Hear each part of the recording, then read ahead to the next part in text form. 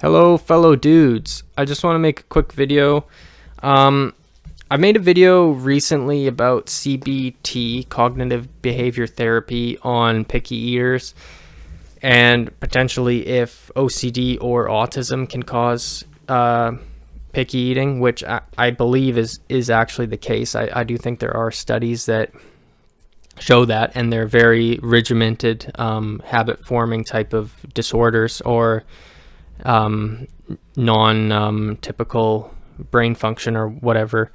And kind of, I think it's really held me back in life in general because I've been very sensitive about it. I grew up in a small town, rural, and people would really roast somebody if they were a picky eater for being overly sensitive, basically. And too fussy, and it kind of rubbed people the wrong way if you wouldn't eat their food, or if you would make a request, or if you were basically the chicken nugget kid, which I kind of was. I was the chicken nugget kid. I would eat basically chicken nuggets. That was my diet, and I was very chicken nuggety. That was what I would eat when I would go out. And then at home it was just milk, cereal, and chicken nuggets. And like I'm getting a little bit better with it now, but food prices don't really give you a lot of leeway. Like if you buy something and you're a picky eater, you can force feed maybe half of it if you're being optimistic, and it's not too bad. But it feels like a waste of money, and it's hard to get into that cycle and break it in half, and then get a little bit healthier of a cycle going on. Like I'll eat like oranges. That's like kind of a safer, healthy food with me every now and again. But then I kind of get out of the thinking, the habit of it, and then I just fall back into kind of the more processed type foods that I know. And I know that these foods are giving me low energy, and I know that they limit me. They limit me obviously from traveling. So it's a demotivator because a lot of people are working hard, saving up for a trip. And I'm kind of thinking like, well, if I go to another country and they don't have the foods that I like, well, that's kind of, I don't want to be rude either in another country and they have like a national dish or something and I don't want to eat it. So now I'm overthinking that. I'm sure it's not a big deal, but that's kind of historically, subconsciously, I've been thinking kind of stuff like that. But in more of a realistic type setting, like it's just people who make fun of me for not wanting to eat certain foods. That kind of just bugs me a little bit. And I always feel like I have to explain myself, and I don't even know the correct diagnosis or excuse to give because it's just I don't like certain foods. It feels weird in my mouth. So I felt like that's always held me back, and it's definitely held back my energy levels and just kind of my mood in general. I probably should speak to a nutritionist. I'm always kind of doing those little mispronouncing things, stutter thing. I think that's a little bit of brain rot on my end. But anyways, I'm going to be thinking about this a bit more. Something I've been doing, and I touched on this in the last picky eater video I did, was I'm just trying to eat like basil leaves just to get the texture of plant matter use in my mouth. I'm gonna try some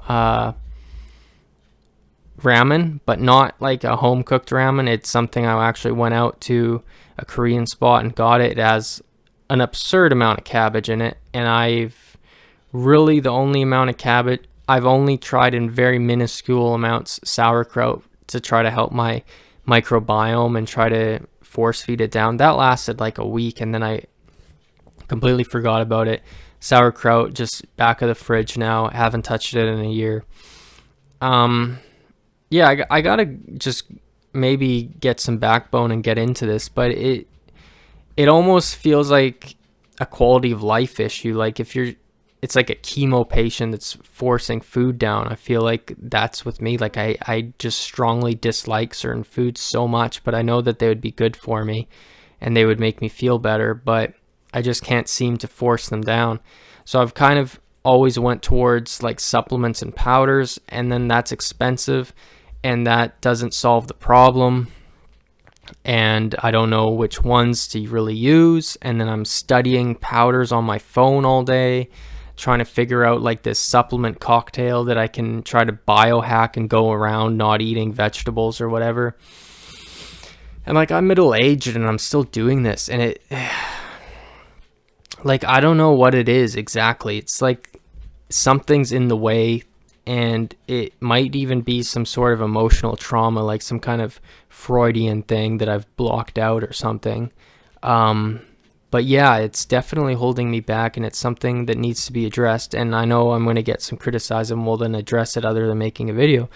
And yeah, well, I have been trying to with the basil thing and the orange things, but then I always kind of get on other things and I forget about it. And I've kind of been doing that at least for a couple years, which is at least getting my foot in the door to something, but it's been very slow progress. And I should probably think about something. Like, I've been prescribed stuff like Prozac and other things to try to make me less anxious about doing it, but I don't know if it's anxiety per se, or if it's just some sort of general phobia or fear, or just plain just being a picky eater, and that's just how some people are. I'm not sure which it is. I'm not sure how to get around it. I'm sure there's people out there who'll eat anything, and then I'm sure there's people who will say that they're one of the people that'll eat anything, and then they'll also have some foods that they secretly hate, and they just will kind of try to play that off. And then there's also people pushing these fad diets like the carnivore meat only.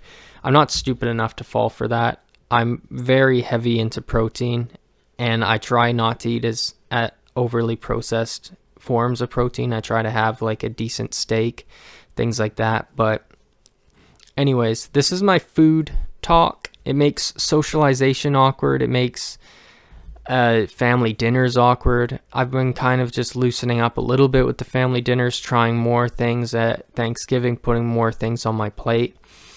But it's something that's always kind of in the back of my head, because I was really roasted about it when I was a kid, and I should be doing more to eat vegetables, and I should be eating a more balanced diet. It would be good for me. It would help me in so many ways, but I seem to have something blocking me. And anyways, this is the end of the video.